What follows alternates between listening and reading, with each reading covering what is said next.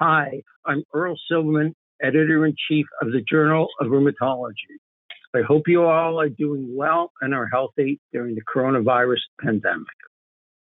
Today, I'm pleased to be speaking to Dr. Rosie Scuccimarri, current chair of the Therapeutics Committee of the Canadian Rheumatology Association, Dr. Evelyn Sutton, president of the Canadian Rheumatology Association, and Dr. Marianne Fitzcharles, past chair of the Therapeutics Committee of the Canadian Rheumatology Association. They are the authors of an article entitled Hydroxychloroquine, a potential ethical dilemma for rheumatologists during the COVID-19 pandemic, which is now available as an open access article on the Journal of Rheumatology's website at jrheum.org.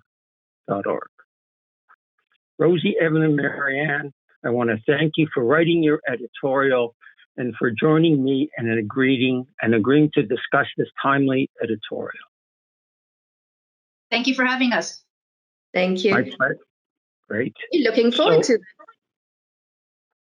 First, if you could just briefly summarize the key points of your editorial. So, with the intense media attention on antiviral agents as a potential in the treatment of coronavirus-associated disease or COVID-19, our editorial discusses the challenges and ethical dilemmas that rheumatologists might face in clinical care. These drugs have been trusted treatments for a range of rheumatic diseases over the past 70 years, especially in the management of systemic lupus and rheumatoid arthritis. For pregnant patients with rheumatic diseases, hydroxychloroquine has been an important drug due to its safety. When the antimalarials were found to have in vitro potential to reduce the activity of this virus, a number of clinical trials were rapidly initiated to test its efficacy and safety for the treatment of COVID-19. One of the studies that is discussed in our paper by the French group of Gauthier and al., they published a small non-randomized study of 42 hospitalized patients who showed improved nasopharyngeal clearance of the virus in the treated groups, which were with hydroxychloroquine plus azithromycin, hydroxychloroquine alone, compared to placebo. But this study was small with a lot of methodological issues. With the interest in antimalarials, as rheumatologists, we found ourselves placed as the most common prescriber of an old drug that could have the potential to be a lifesaver in this viral pandemic. But given the significant media attention, we saw potential for a supply shortage of these drugs. Anticipating this, the question we felt that had to be asked was, who should get treatment? As rheumatologists, we needed to advocate for the continued availability to treat patients with chronic rheumatic diseases, such as lupus and inflammatory arthritis, where discontinuation could lead to disease flare, significant morbidity, and even mortality in patients with lupus. Until good clinical evidence was available, we recommended that the use of antimalarials to treat COVID-19 be limited to the hospital or intensive care unit settings within the context of a formal research protocol. We felt strongly against the off-label use outside of these settings. We also urged producers and suppliers to be proactive in ensuring sufficient supply. But despite these strategies, in the event of limited supply, we were concerned that as rheumatologists, we may have to choose which of our patients should remain on these drugs. This ethical decision would be difficult. Rheumatic disease patients with life-threatening illnesses such as lupus or pregnant patients we felt should have priority to continue treatment. And those in inflammatory arthritis whose disease is well controlled and receiving additional DMARDs, well, antimalarials in this case could be considered less essential. Deprescribing antimalarials would require empathetic discussion with the patient and could be framed in the context of a societal contribution with the opportunity to have some influence on the outcome of others. Whether these steps would truly influence supply, well, that was an unknown. However, what we urged was that any recommendation on who should get treatment be based on the tenets of evidence-based medicine. Thank you. Any further comments by Dr. Fitzcharles or Sutton? So, perhaps the reality is what prompted us to consider even writing an article like this. And I think at this time we've all been bombarded with a lot of media coverage of COVID. And very, very early in this pandemic, hydroxychloroquine popped up. And I was prompted to read a little bit more about this when I heard about it in the public media. And it was very, very quickly taken up by regulators, governments, political people as well. And my first thought was, well, let's see what is the evidence. And not being a virologist or an infectious disease person, I wondered how on earth hydroxychloroquine could impact this virus. So that was sort of one of the promptings for us to begin to look at this subject a little more clearly and a bit more closely. When I started looking at the two studies that have been very, very widely publicized, I was quite impressed by the poor quality of the studies and that this treatment was being advocated on the basis of very feeble evidence. So that was when I got together with my two esteemed colleagues and said, let's get something going. Thank you. Dr. Sutton, any further comments, or are you happy?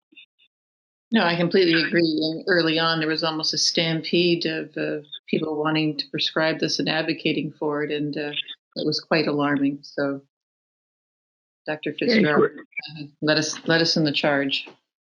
Great. I'm glad you certainly did. So, Dr. Fitzcharles, I know you had sent me an email with some, it was like over 2,000 PubMed hits when you search for it. So are there any updates since you wrote the article of any papers you'd want to highlight or summarize? Right. Writing of your article? Right. So, Bill and colleagues, I think we know that our management of patients must be evidence-based. And therefore, we're looking for good, solid evidence. At this point, we really do not have any good evidence that this drug is working. So where does all of this come from? First of all, we have a lot of preclinical studies. So if you take hydroxychloroquine and you add it to a petri dish that has got bugs in it, it actually works quite well. It prevents viral infectivity of cells. However, we know that what happens in preclinical studies does not necessarily translate into clinical studies. So with that, what evidence do we have in the clinical world? So Rosie mentioned the first study, which came from a group in Marseille, and they gave these patients, about 20 patients, both hydroxychloroquine as well as azithromycin, and they reported 100% viral clearance. So when we look at the studies that are being published now, there are some studies looking at viral clearance. There are one or two studies looking at different doses and what is the outcome regarding viral clearance. And we've got a retrospective study from the vets in the US looking at both death as well as ventilation. So the viral clearance, the original study from Marseille, showed wonderful viral clearance. A subsequent study has been done in Paris, and this was led by Molini, and they took 10 patients and looked at their viral clearance. They gave them exactly the same amount of hydroxychloroquine and azithromycin. They looked at viral clearance over a period of 5 to 6 days. And in fact, they found that 8 out of the 10 patients still had virus. So they did not clear the virus. So this is questioning the first study. Subsequently, there have been 2 other studies from China also looking at viral clearance. And one study was quite a big one. It was they looked at 150 patients. It was an open label study. They either gave them hydroxychloroquine or placebo. And again, looked at viral clearance over a period of about 28 days. And in fact, there was no difference in viral clearance between the patients on hydroxychloroquine and the controls. However, the patients that were given hydroxychloroquine did have a reduced CRP, and they did have some attenuation of symptoms during the course of the disease. So this is really one of the first studies, even though it's open label, indicating that maybe patients felt a little better with hydroxychloroquine. The fifth study is quite interesting. So this was a multi-center study. They retrospectively looked at patients in the vets who had COVID and who had either been given hydroxychloroquine or azithromycin or both. And they had about 368 patients. About 99 got hydroxychloroquine, 113 got the mixture, hydroxychloroquine and azithromycin, and they looked at deaths. And there was no difference in the death rate between the active groups and the patients that got no drug treatment. So the death rate was the same. They also looked at ventilation rate, and there was also no difference in ventilation rate. So this is sort of, even though it's retrospective, it's sort of beginning to gather some information.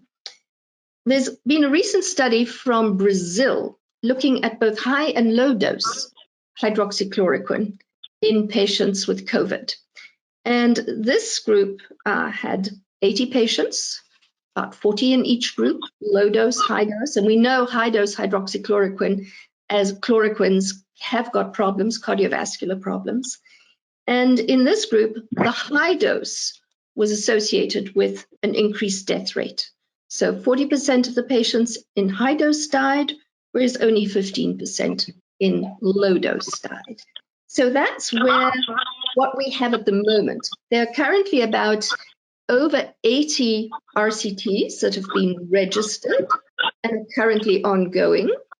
Most of those RCTs are in China.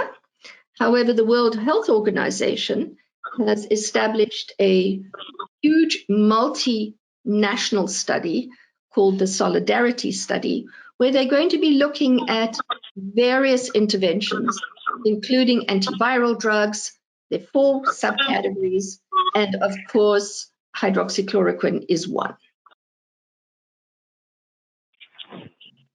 Thank you for that up-to-date. At the moment, I'm sure if we spoke next week, there'd be even more trials. And it's nice to hear that there are RCTs coming, which raises a question. I know there are trials, and this is just for my curiosity, really. There are trials going on in Canada, and are any of your hospitals involved in any trials? Yes, I know our hospital here in Halifax is involved. I don't know how many across the country, but I think there's quite a few. Montreal is as well. McGill is. Yeah, and in fact, interestingly, the very beginning of this pandemic, as patients were coming into the emergency room at McGill, they were put onto hydroxychloroquine immediately. So, and then it was stopped. So people were very insecure and unsure, but I understand now that it's only administered in the setting of a clinical trial. Oh, that's good to hear. So that brings me to my final question. one of the motivations for writing this article was the possibility of a shortage for patients who are currently on it, or you believe with rheumatic disease had an indication during this time as we see new patients.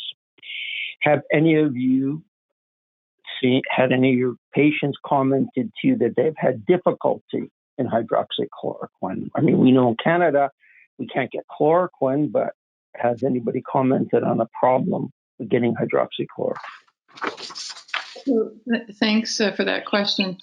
Some patients have been told by their pharmacists, I know in Nova Scotia, that there may be a problem and they've been limited to only getting 30-day supply.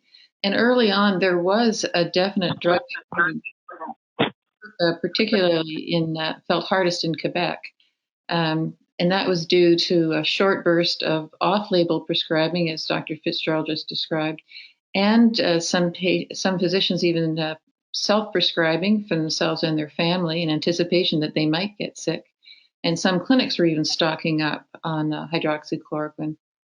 This actually led to the INES, which stands for the Institut National d'Excellence en Santé et en Services Sociaux in Quebec, to issue a directive to restrict prescriptions of hydroxychloroquine only to patients with lupus or pediatric patients, pregnant women, and those with rheumatoid arthritis. So since then, and through advocacy by the Canadian Rheumatology Association, with meeting with the manufacturers, the good news is that there is a promise that producers of hydroxychloroquine will be able to meet the Canadian market demand, and we anticipate that there will be a resolution in the near future. But there was definitely a problem with distribution early on, but most manufacturers are ramping up their production to support the increased demand for the clinical trials and to meet the need for our patients who've been on it for years. So just to add to that, we do currently have a regulation from the Pharmacists Association in Quebec. And the only way that a patient who does not fulfill those three criteria that Evelyn mentioned, such as a patient with palindromic rheumatism or rheumatoid arthritis, the only way these patients can access hydroxychloroquine is if the physician makes a special statement to the pharmacist. So pharmacists in Quebec are stopping prescribing or stopping dispensing hydroxychloroquine to all patients unless they fulfill the three criteria, which Evelyn said: lupus, pregnancy, and under the age of 18.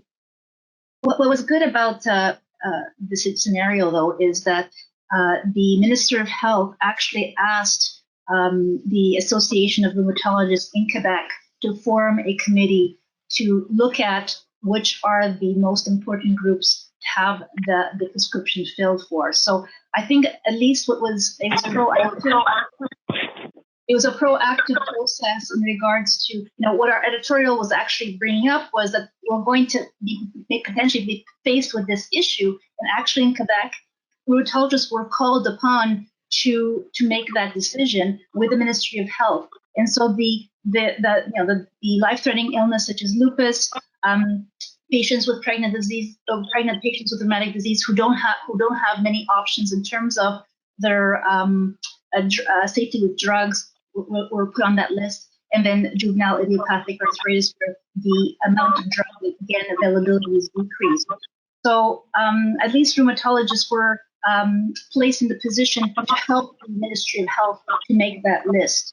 Certainly, it wasn't ideal because a large group of patients, such as patients with rheumatoid arthritis, was left off that list. But as Marianne had said, we were able to still advocate for the patients who felt that required it by making a special prescription for those patients.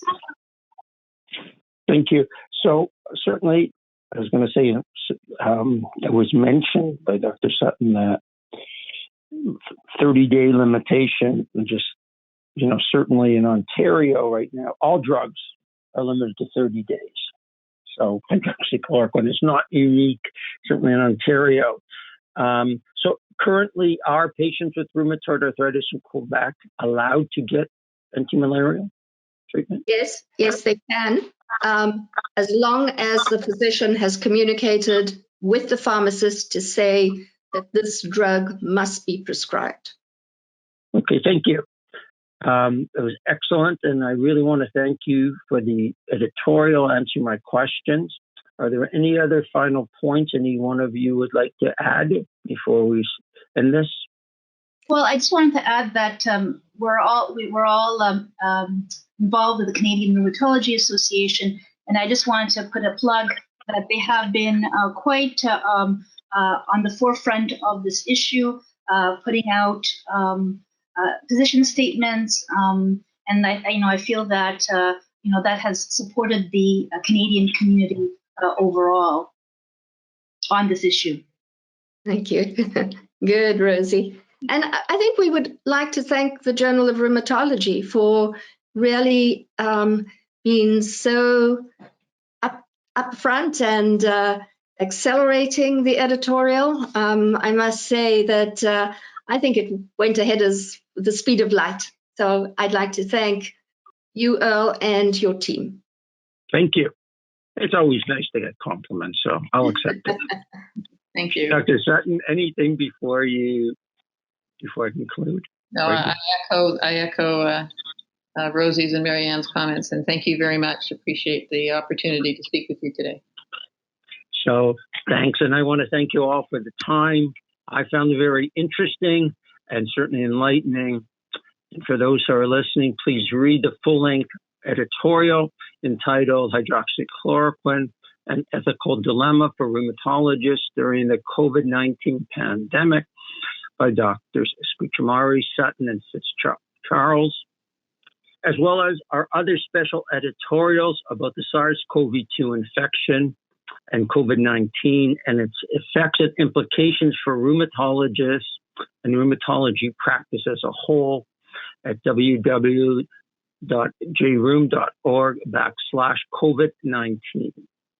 If there are any questions or comments, please message us at Twitter at jroom or email us at manuscripts@jroom.com. And I want to thank you all for joining us and continue to follow the guidelines of your regional and national health authorities, and be sure to maintain social distancing in order to keep you and your family safe. Thank you. Thank you. Thank you so much.